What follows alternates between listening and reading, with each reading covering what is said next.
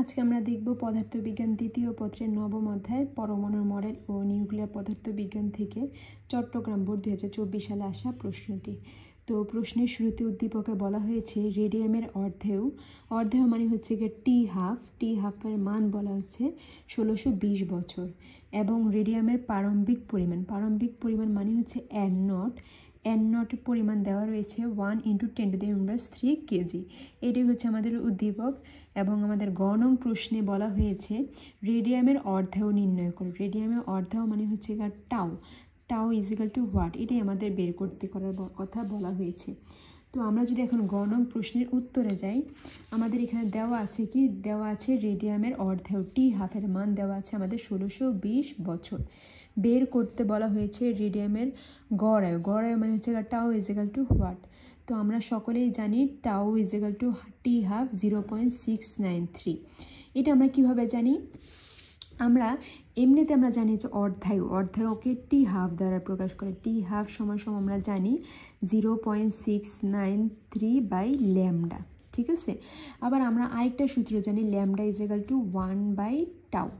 তো আবার আমরা বলতে পারি, আচ্ছা তো আমরা যদি এটা জানি তো আমি এখানে এই যে টি হাফের জায়গায় রাখলাম 0.693, এই যে ল্যামডার জায়গায় আমি এই মানটা বসেছি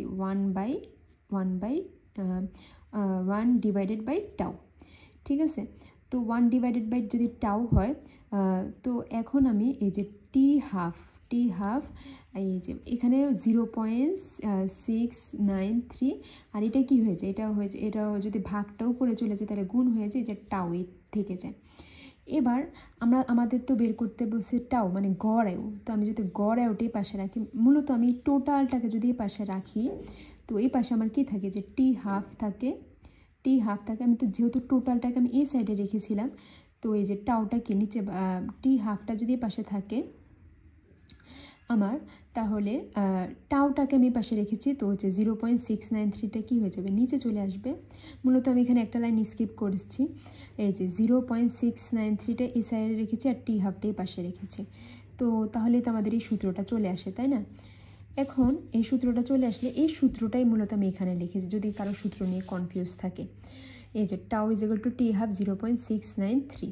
তো এখন টি হাফের মান বসেছি, যেটা আমাদের উদ্দীপকে দেওয়া ছিল 1620 বছর এবং হচ্ছে 0.693। এতটুকু ক্যালকুলেট করলে আমরা পাবো 2337.66 বছর। অতএব রেডিয়ামের গড় আয়ু হচ্ছে 2337 বছর। এটাই ছিল আমাদের গ নং প্রশ্নের উত্তর। এখন আমরা গ নং প্রশ্নটি যদি দেখি, বলা হয়েছে উদ্দীপকের রেডিয়ামের প্রথম 2 মিলিগ্রাম ক্ষয় হতে যেই সময় লাগে পরবর্তী 2 মিলিগ্রাম ক্ষয় হতে কি একই সময় লাগবে? অর্থাৎ রেডিয়ামের প্রথম 2 মিলিগ্রাম ক্ষয় হতে যেই সময় লাগে পরবর্তী 2 মিলিগ্রাম ক্ষয় হতে কি একই সময় লাগবে? অর্থাৎ আমাদের টিটা বের করতে কথা বলা হয়েছে। মানে প্রথম ক্ষেত্রে আমাদের 2 গ্রাম ক্ষয় হতে যেই সময় লাগে, পরবর্তী ক্ষেত্রে আবার টি বের করতে হবে, সেই ক্ষেত্রেও কি একই সময় লাগবে কি? অর্থাৎ পূর্ববর্তী এবং পরবর্তী ক্ষেত্রে সময়টা আমাদের সেম হবে কিনা, এটাই আমাদের বের করার কথা বলা হয়েছে।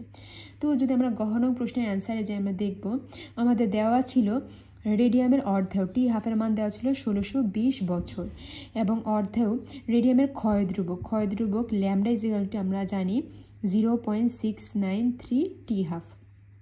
আমরা এই সূত্রটা কোন জায়গা থেকে জানি? যে আমরা জানি যে টি হাফ ইজিক্যাল টু 0.693 ল্যামডা।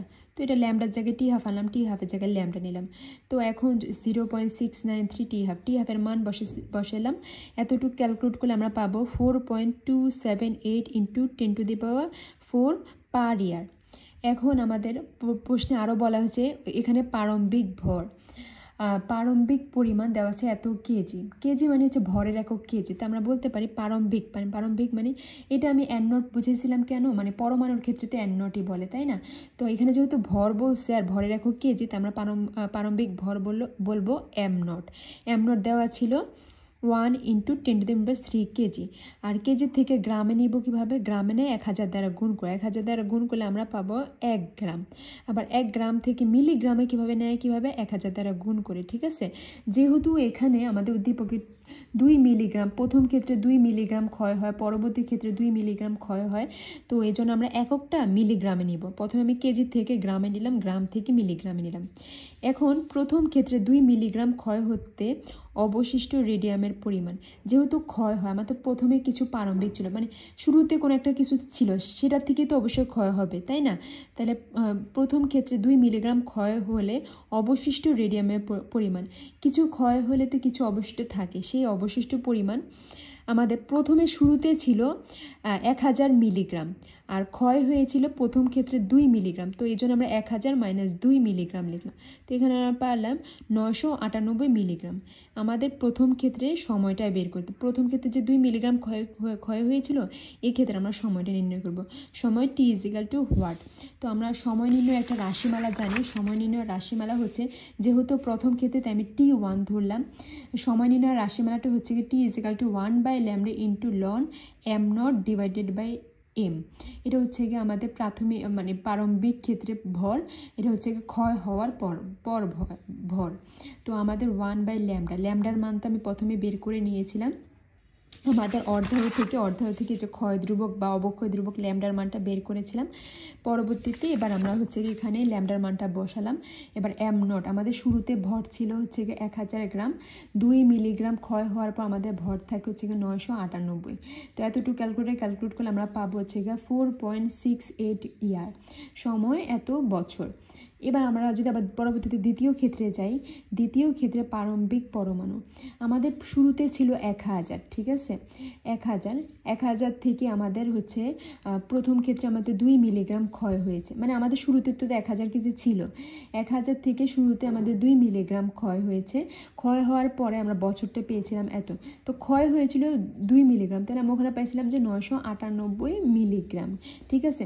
ওটার থেকেও কি হবে, আরও 2 মিলিগ্রাম ক্ষয় হবে না? আমাদের তো বলাই হয়েছে এই যে এখানে যে আমরা 298 পেয়েছিলাম, এখান থেকেও পরবর্তীতে আরও 2 মিলিগ্রাম ক্ষয় হতে কি একই সময় লাগবে? যে উদ্দীপকের রেডিয়ামের প্রথম 2 মিলিগ্রাম ক্ষয় হতে, প্রথম 2 মিলিগ্রাম তো যেটা আমাদের ছিল, মানে অর্থাৎ আমাদের 1000 মিলিগ্রাম যে ছিল, ওখান থেকে 2 মিলিগ্রাম ক্ষয় হয়েছে, এটা প্রথম ক্ষেত্রে।